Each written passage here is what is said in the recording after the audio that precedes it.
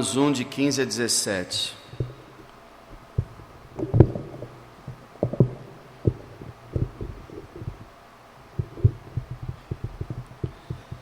E assim, quanto está em mim, estou pronto para também vos anunciar o Evangelho, a vós que estáis em Roma, porque não me envergonho do Evangelho de Cristo, pois é o poder de Deus para a salvação de todo aquele que crê, primeiro do judeu e também do grego, porque nele se descobre a justiça de Deus de fé em fé, como está escrito: mas o justo viverá da fé. Todos irmãos, vamos repetir o versículo 17? Porque nele se descobre a justiça de Deus de fé em fé, como está escrito: mas o justo viverá da fé. Como os nossos jovens demonstraram aqui hoje no culto, e nós damos graças a Deus por cada um desses jovens que o Senhor tem trabalhado em suas vidas. Ontem, dia 31, foi comemorado a Reforma Protestante. São 498 anos. Daqui a 2 anos vai estar sendo comemorado meio século da Reforma Protestante. E eu quero, nessa noite, baseado nesse texto e no testemunho do que aconteceu no coração de Martinho Lutero, explicar para você o que Lutero descobriu, o que todo cristão descobriu e o que você hoje, pela graça de Deus, pode vir a descobrir. Como os irmãos sabem, e foi falado aqui, a Reforma Protestante ela surgiu em 1517, depois de 1000 anos de escuridão, mais de 1000 anos de escuridão. A chamada Idade Média foi a pior era da humanidade, a Idade Média, justamente porque o homem estava completamente na escuridão. E Deus usou um homem apenas. Depois, é lógico, ele chamou vários outros.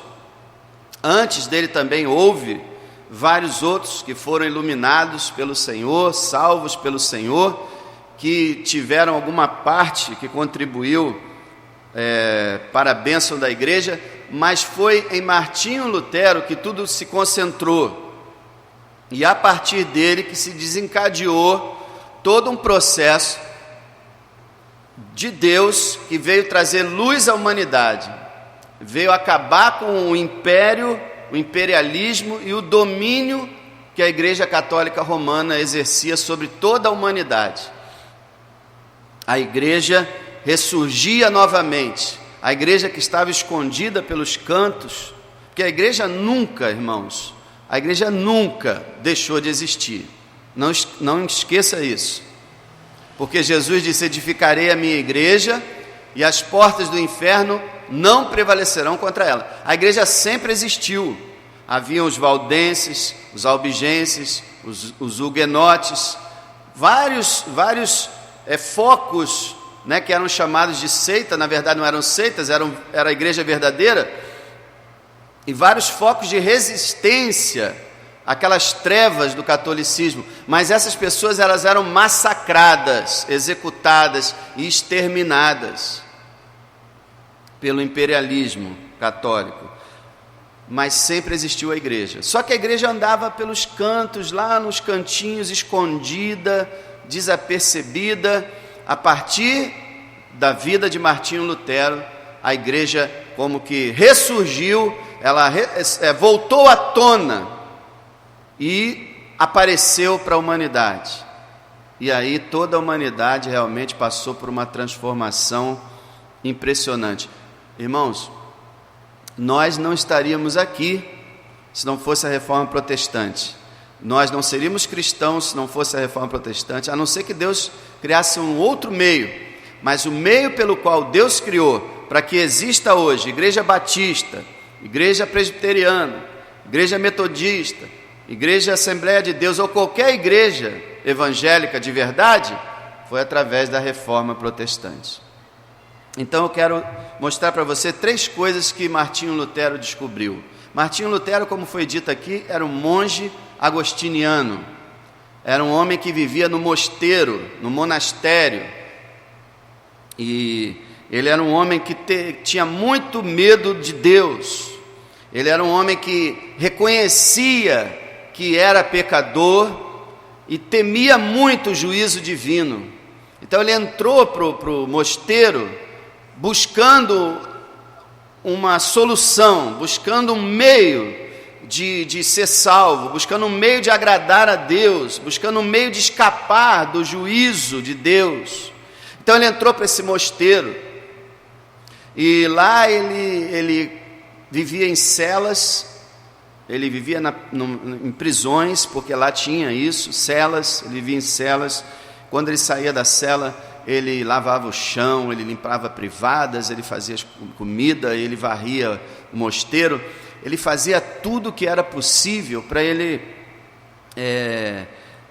de alguma forma, compensar o mal que ele sabia que havia nele, o pecado que ele tinha. Então ele procurava de alguma forma agradar a Deus. Então ele acreditava nos santos, nas santas, ele acreditava nas missas, ele acreditava nas cerimônias, nos rituais, ele acreditava nas superstições, nas criações humanas que a igreja apóstata inventou. Ele acreditava nisso tudo.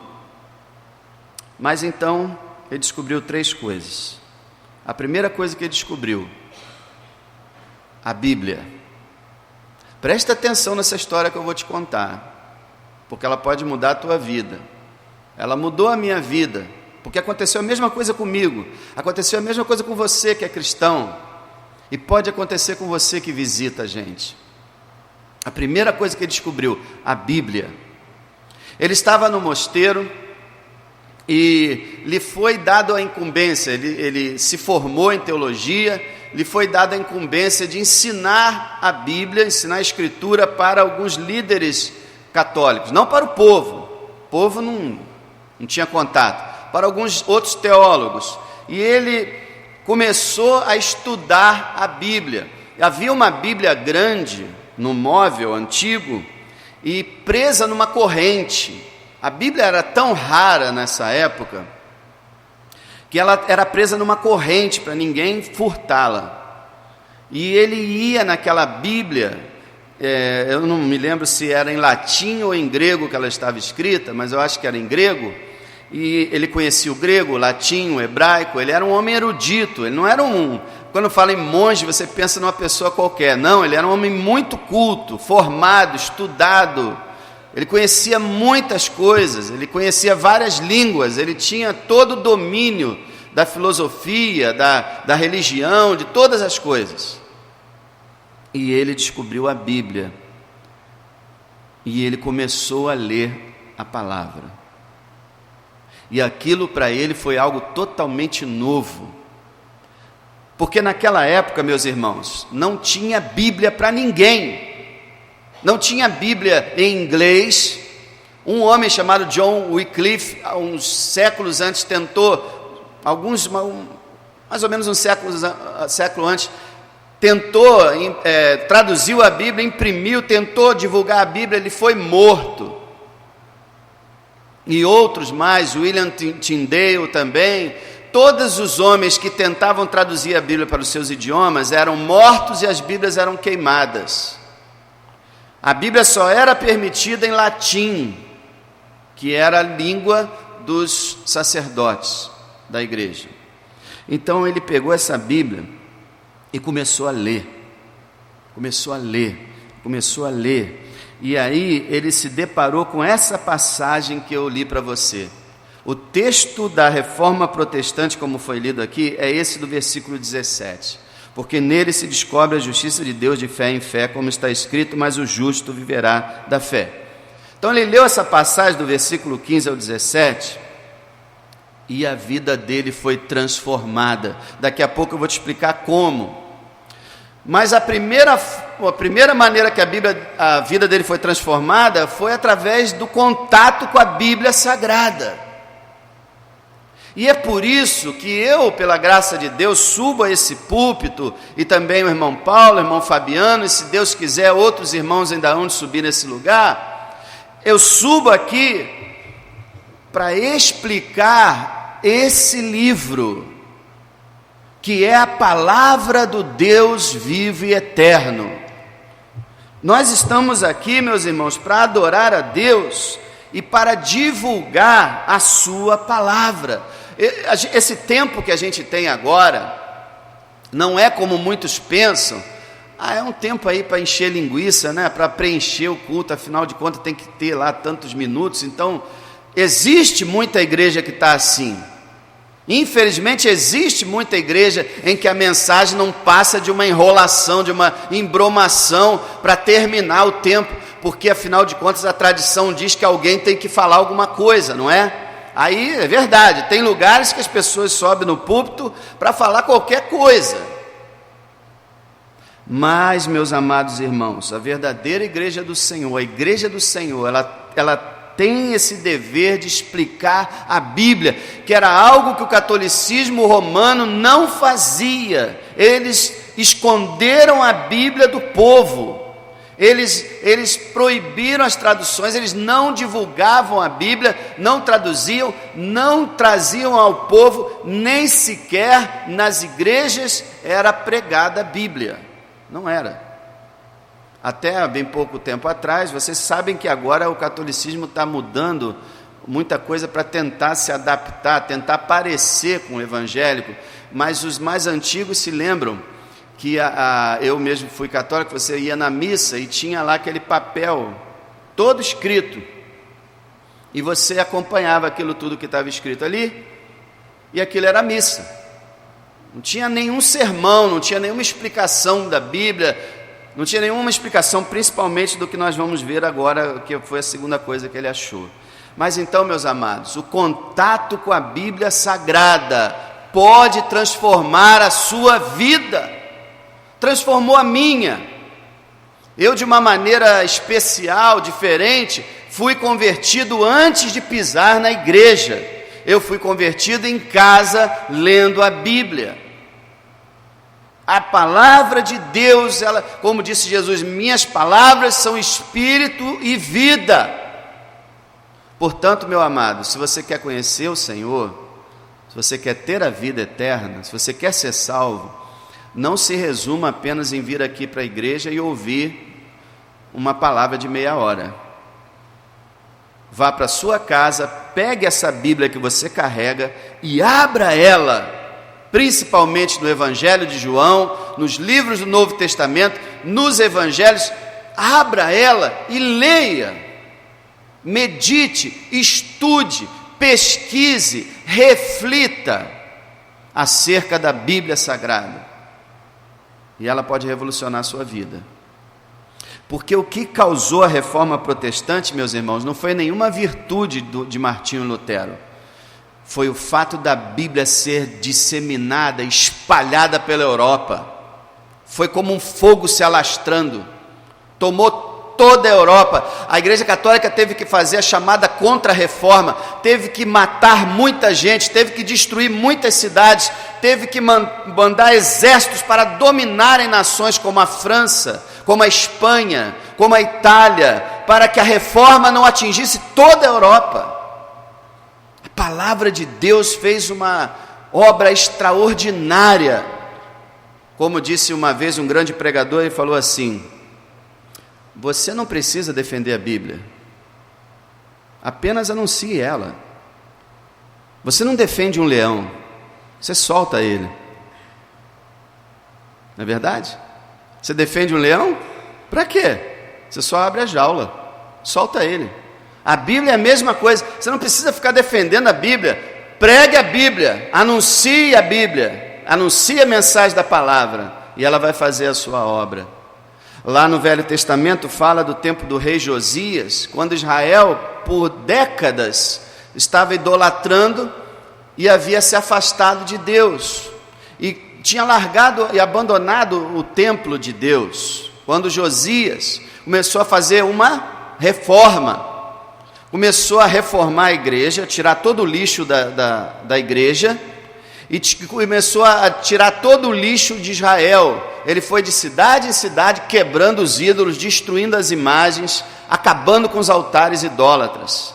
Ele foi dentro da igreja e falou assim: olha, limpa tudo. A igreja estava uma bagunça, em escombros, o templo não era mais usado, limpa tudo. Quando eles estavam limpando, meus irmãos, pasmem, quando eles estavam limpando, um homem chamado Ilquias, o escrivão, ele disse o seguinte, ele encontrou algo, foi até o rei Josias e veio com a seguinte novidade: pasmem, achamos o livro da lei. Irmãos, o livro da lei era o livro de Israel, era a Bíblia Sagrada, era o livro do culto, e eles tinham perdido totalmente. Achamos a Bíblia. E o que aconteceu? Houve uma reforma maravilhosa, um avivamento em Israel, porque eles acharam a Bíblia. E o que está acontecendo hoje na nossa geração é que a Bíblia está sendo perdida. E por incrível que pareça, a Bíblia está sendo perdida na nossa mão. É como se fosse assim, a verdade escoando por entre os nossos dedos. Os evangélicos, eles carregam a Bíblia debaixo do braço,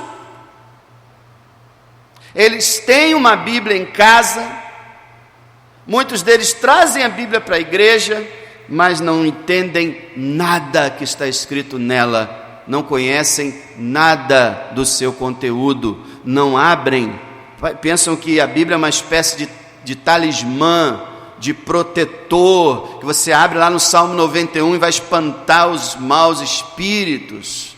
Pensa que se lê um versículozinho aleatório, Deus vai falar e pronto, pode fechar porque Deus já falou. A Bíblia no mundo evangélico atual está perdida, esquecida. Hoje grande parte das pregações que são realizadas na igreja do Senhor não vem diretamente da Bíblia. Você pode analisar isso, que a pessoa lê um texto da Bíblia e começa a falar de várias coisas, menos o que está na Escritura. A Bíblia não tem sido explicada, não tem sido exposta, não tem sido ensinada. Isso é uma tristeza. Satanás é muito inteligente. Ele consegue fazer com que você tenha uma Bíblia, carregue uma Bíblia, tenha todo carinho com essa Bíblia, mas não aproveite nada do seu conteúdo. Nada, porque a Bíblia fechada, meus irmãos, o que ela é? Um livro. Um livro, apenas um livro. Não pode fazer diferença nenhuma para a sua vida, ela fechada. Mas quando você abre, se detém a examinar e folhear e conhecer o conteúdo, a salvação vai chegar à sua alma. E você que é cristão, você vai crescer na graça e no conhecimento do Senhor. Então a primeira coisa que Lutero achou, a Bíblia.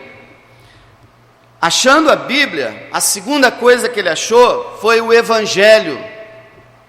Dentro da Bíblia ele achou o Evangelho. Veja o versículo 15, o apóstolo Paulo: assim quanto está em mim, estou pronto para vos anunciar o Evangelho, a vós que estáis em Roma. Paulo fala: eu estou ansioso, estou preparado, estou agoniado para chegar em Roma, para fazer o quê? Pregar o Evangelho.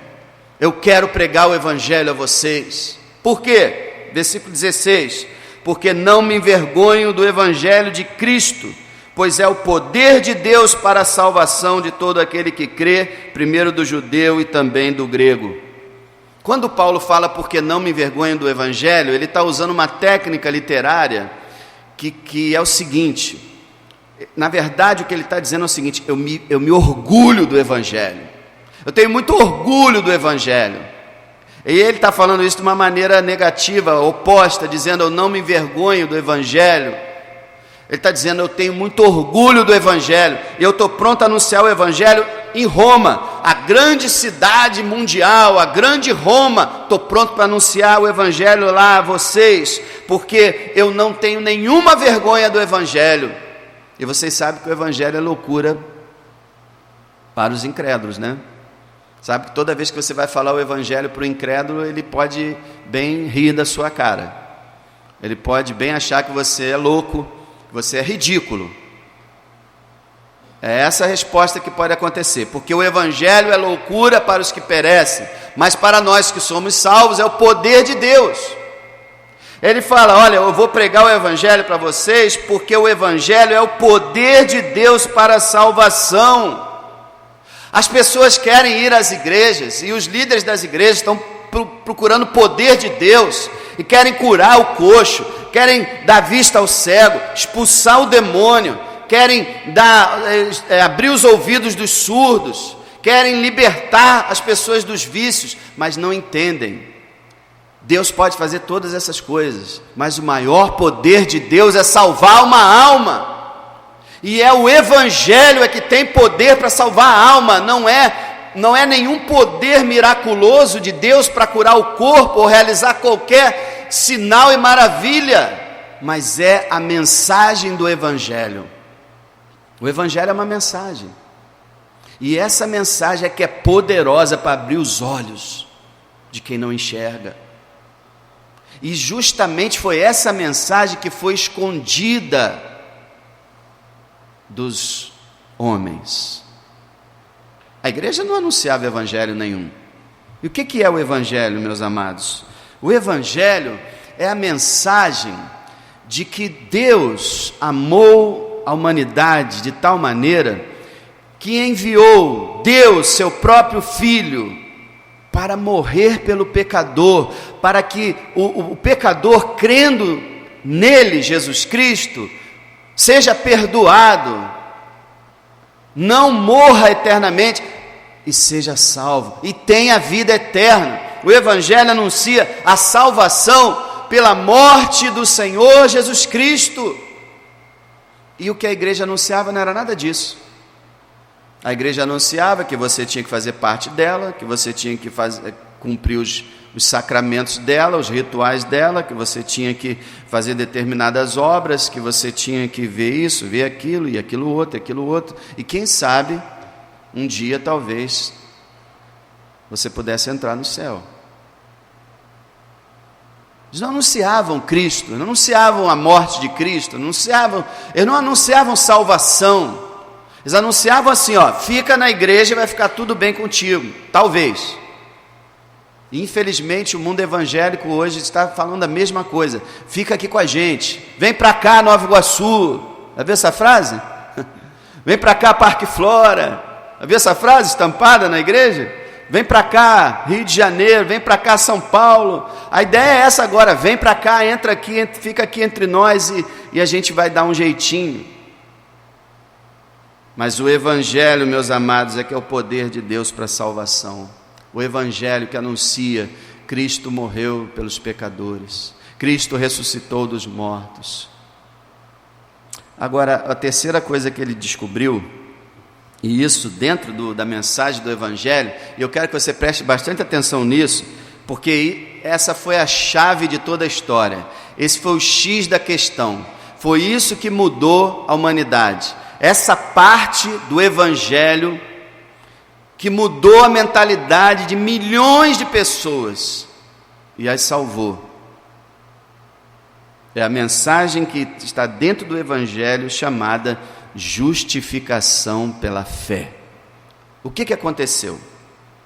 Martinho Lutero, como eu falei, era um homem que ele percebia que havia um Deus no céu, e que era um Deus justo, e quando ele ouvia falar na palavra justiça de Deus, ele só pensava que Deus ia vir sobre ele, esmagá-lo e lançá-lo no inferno. Ele tinha medo de Deus, tinha pavor de Deus, ele ficava apavorado com a hipótese de Deus vir julgá-lo. Então ele realizava todo tipo de obras e nunca ele tinha paz, nunca ele se sentia salvo, nunca ele se sentia perdoado.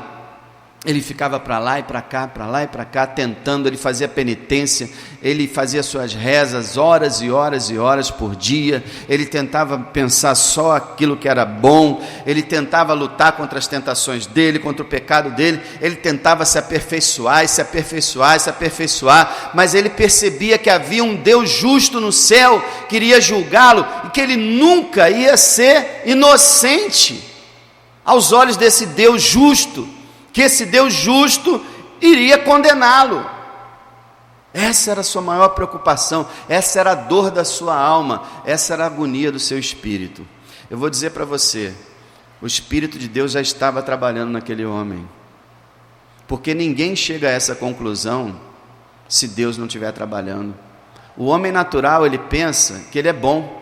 Você que está aqui nessa noite visitando a igreja, você deve achar que você é bom, e que Deus no céu, Ele é amor, que Deus não vai julgar ninguém dessa forma, que Deus, se Ele punir alguém, vai ser somente aqueles criminosos mais terríveis. Esse de repente Deus vai punir, mas o restante não. Mas aquele homem, Martinho Lutero, não, ele se via como um pecador, e quando falava justiça de Deus, ele se apavorava. E ele conta nos seus escritos, no seu diário, que teve um momento que ele começou a odiar a Deus. Ele começou a ter um ódio muito grande por Deus. Deus era o seu adversário. Deus era aquele que iria esmagá-lo e condená-lo e lançá-lo no inferno. E ele não aceitava isso, ele não aguentava. Ele começou a querer fugir de Deus, esquecer que Deus existia. Ele entrou numa agonia miserável. Ele se sentia totalmente infeliz. Ele ia conversar com os seus superiores no monastério e ninguém conseguia aliviar o seu sofrimento. Até porque os outros nem sabiam do que ele estava falando.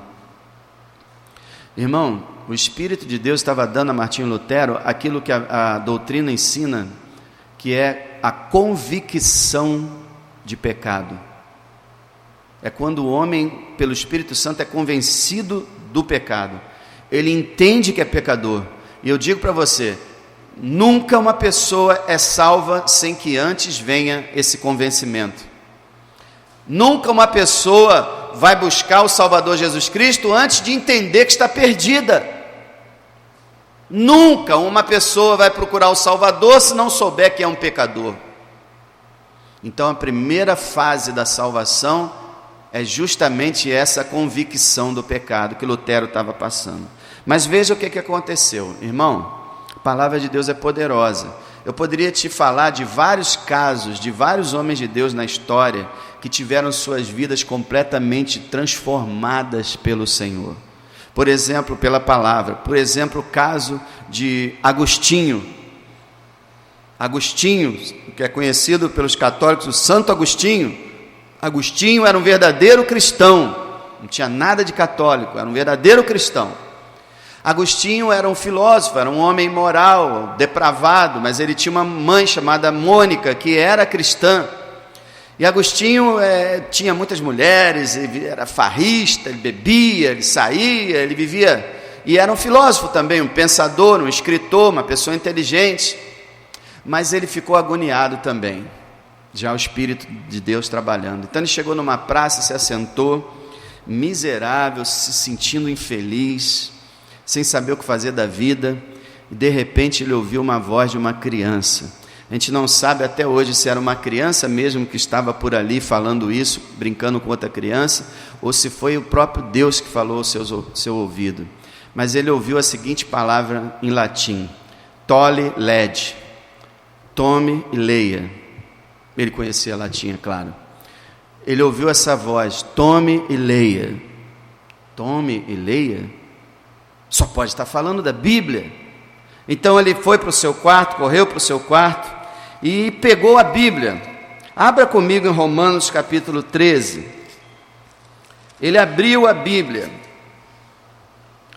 E a primeira passagem que veio aos seus olhos está no versículo 11, capítulo 13, versículo 11. Olha como Deus é poderoso. Olha o que Deus falou para Agostinho. 13, 11. E isso digo, conhecendo o tempo, que é já chegada a hora de despertarmos do sono, porque a nossa salvação está agora mais perto de nós do que quando aceitamos a fé. A noite é passada e o dia é chegado. Rejeitemos, pois, as obras das trevas e vistamo-nos das armas da luz. Andemos honestamente como de dia, não em glotonarias, nem em bebedeiras, nem em desonestidades, nem em depravações, nem em contendas e inveja, mas revesti-vos do Senhor Jesus Cristo, e não tenhais cuidado da carne em suas cobiças. Resumindo, Deus estava falando com Agostinho: Agostinho, é hora de mudar, deixa o pecado, deixa essa vida mundana e se volte para Deus. No mesmo momento, meus irmãos, a luz de Deus raiou na alma de Agostinho e ele foi totalmente transformado. Um dia uma mulher o visualizou na feira, ele estava na feira, e uma das antigas mulheres dele o encontrou, e saiu correndo atrás dele, gritando: Agostinho, Agostinho, vem cá, Agostinho, eu quero falar contigo, vamos sair, eu quero falar contigo, eu quero sair contigo. E Agostinho, correndo da mulher, gritava: Agostinho morreu, Agostinho morreu. Ele foi totalmente transformado, e ele se tornou talvez um dos 2 ou 3 maiores teólogos da história da igreja, pela palavra do Senhor. Volta em Romanos capítulo 1. Então, meus amados, eu te contei a história de Agostinho, podia te contar a história de muitos outros, mas vou te falar agora sobre Lutero. Lutero estava agoniado, Lutero estava agonizando. O que farei para escapar da espada da justiça divina? E toda vez que ele lia a palavra justiça, ele tremia. Mas aí veio a luz. Quando ele começou a estudar o versículo 17, porque nele o quê? No Evangelho se descobre a justiça de Deus. Quando ele lia essa justiça de Deus, ele já pensava no juízo. Mas quando ele começou a estudar, ele viu o seguinte: nele se descobre a justiça de Deus de fé em fé, como está escrito, mas o justo viverá da fé. Quando ele começou a estudar essa passagem e estudar o restante de Romanos, ele aprendeu que essa justiça não era a espada da lei, não era o castigo de Deus, muito pelo contrário. Abre Romanos capítulo 3. Romanos capítulo 3. Essa justiça de Deus não era o juízo de Deus, não era Deus querendo lançá-lo no inferno, pelo contrário. Romanos capítulo 3, versículo 21. Até o versículo 20, o apóstolo Paulo vinha falando que todos que estão debaixo da lei estão condenados e que a lei não pode salvar ninguém. Aí no versículo 21, mas agora se manifestou sem a lei a justiça de Deus, tendo testemunho da lei e dos profetas. Aí ele vai explicar que justiça é essa. Isso é a justiça de Deus pela fé em Jesus Cristo para todos e sobre todos os que creem, porque não há diferença, porque todos pecaram, destituídos estão da glória de Deus, sendo justificados gratuitamente pela sua graça, pela redenção que há em Cristo Jesus. A justiça de Deus, do texto do capítulo 1, versículo 17, agora desse texto, é o seguinte: o justo Filho de Deus, Jesus Cristo, morreu na cruz do Calvário pelos injustos. Jesus Cristo veio a esse mundo, viveu aqui 33 anos e cumpriu a lei perfeitamente. Ele não pecou e cumpriu todas as exigências de Deus. Agradou a Deus com sua vida. Depois agradou a Deus com a sua morte, porque ele viveu para a justiça. Depois ele morreu para que a punição divina não estivesse sobre o homem, mas estivesse sobre ele. E aí o que acontece? Ele descobriu que a justiça de Deus vem pela fé. O justo viverá pela fé. O que ele descobriu? Ele descobriu que há uma transferência. Aqui está o pecador injusto. A lei de Deus deve condená-lo ao inferno, mas veio Jesus Cristo e foi crucificado. Veja só, aqui está você e eu, injustos. Aqui está o justo Cristo, que morre pelos injustos. A Bíblia fala que quando alguém põe a sua fé, a sua confiança nesse justo, Jesus Cristo levou a injustiça do justo na cruz, e a justiça de Cristo é transferida para o injusto. É isso que é justificação pela fé. Quando uma pessoa crê no Senhor Jesus Cristo, a justiça de Cristo passa para o pecador, passa para o crente, e agora ele não é mais condenado, ele está salvo. Abre Romanos capítulo 5, versículo 1. Sendo, pois, justificados pela fé, temos paz com Deus por nosso Senhor Jesus Cristo. Olha o que diz Paulo: se você crê no Senhor Jesus Cristo, você é justificado, você é declarado inocente, nenhum dos seus pecados será mais cobrado no juízo, você foi perdoado completamente, e você foi justificado pela fé, e você passou a ter paz com Deus. Deus não está mais irado com você, Deus não irá mais condená-lo, Deus não irá lançar você no inferno, porque a paz foi feita através do Senhor Jesus Cristo. É isso que a Bíblia está dizendo. E aí Paulo também pode gritar em alta voz, Romanos 8, versículo 1. Romanos 8, versículo 1. Portanto, agora nenhuma condenação há para os que estão em Cristo Jesus. Olha que maravilha, meus amados. Agora, que agora é esse? Agora depois que Cristo foi crucificado, agora depois que Cristo ressuscitou, agora depois que você creu nele, agora depois que você se converteu, nenhuma condenação há para os que estão em Cristo Jesus. Nós temos milhares de pecados na nossa vida, mas nenhum deles nos condenará, porque Jesus Cristo pagou o preço. Olha, irmãos, essa nova era totalmente desconhecida na época de Martinho Lutero. Ninguém sabia disso. Milhões e milhões de pessoas viviam agoniadas na chamada Idade das Trevas. Ninguém tinha luz. Ontem foi comemorado o Dia das Trevas, né? O Dia das Bruxas.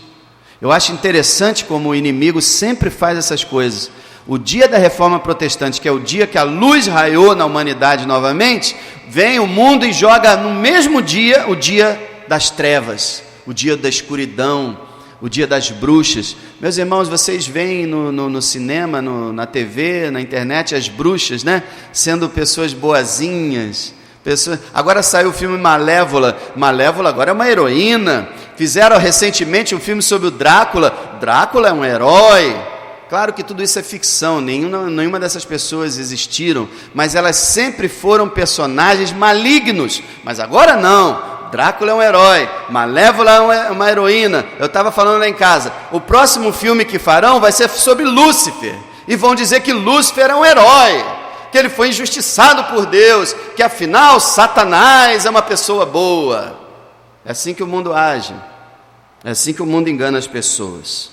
Mas o que eu quero te dizer é o seguinte: Lutero, quando iluminado pelo Espírito Santo, descobriu que ele estava salvo pela fé em Cristo, meus irmãos, ele deu pulos de alegria, ele louvou a Deus, ele deixou o mosteiro, ele parou de ser monge, ele casou com uma ex-freira, ele teve filhos, ele se tornou um pastor, um teólogo, um pregador e um gigante na história da igreja cristã. Tudo porque Deus disse para ele: Lutero, teus pecados estão perdoados. Lutero, você está salvo. E foi a mesma coisa que o Senhor falou para nós. Meus irmãos, eu sou um grande pecador, eu sou um terrível pecador. Eu tenho um caminhão de pecados sobre mim, mas o Senhor levou todos eles na cruz do Calvário. e levou os seus também. E meu amado, você que está visitando essa igreja, saiba, se você somente crer no Senhor Jesus Cristo, mas crer de verdade, se somente você confiar nele, você será salvo. A tua ficha ficará limpa, você receberá o Espírito Santo, uma nova vida, você vai saltitar de alegria, você vai cantar dia e noite, que Deus lhe salvou. Você pensa que é feliz, mas você não conhece a verdadeira felicidade.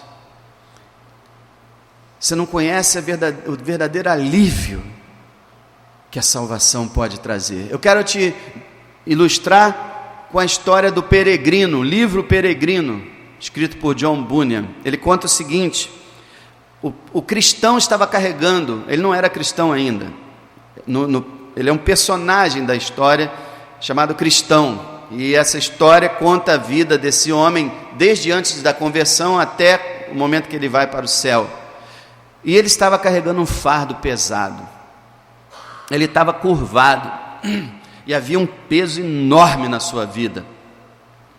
Ele se afligia e carregava aquele peso com uma agonia tremenda, um esforço horrível, e ele era muito infeliz. Sabe o que era aquele peso? Seus pecados. Quando Deus mostra a alguém o quanto ele é pecador, ele tem que correr para Cristo, porque ele não aguenta. O peso é muito grande.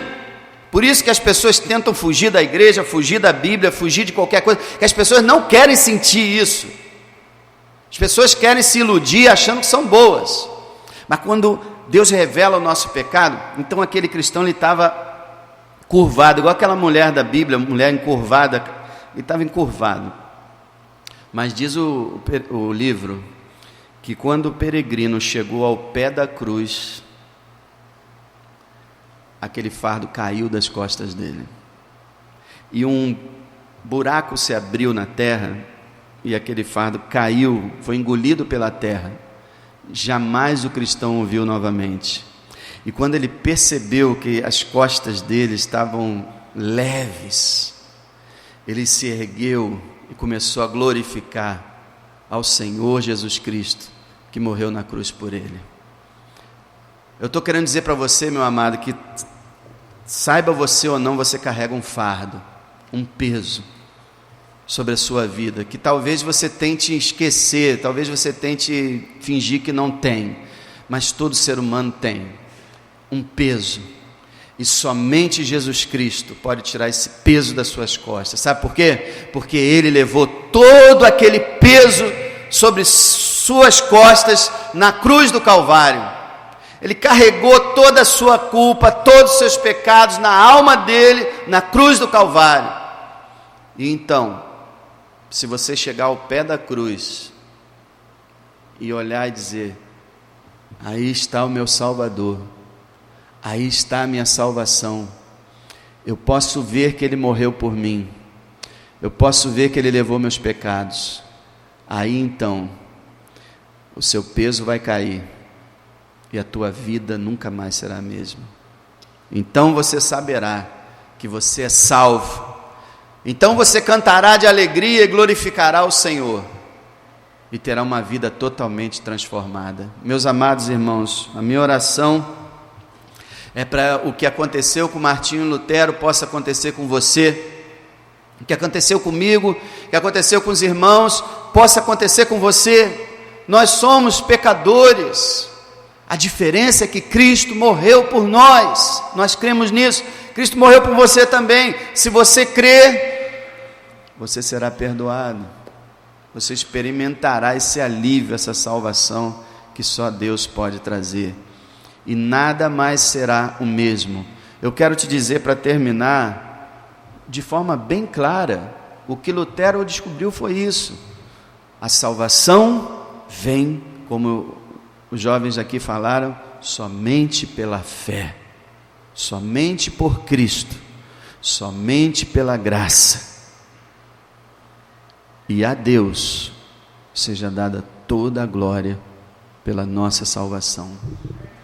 Recebe hoje essa salvação, creia hoje que Jesus levou realmente seus pecados, não é uma história, não é uma lenda, é uma verdade. Creia hoje, Jesus levou seus pecados. Se você acreditar, você é salvo, você é perdoado.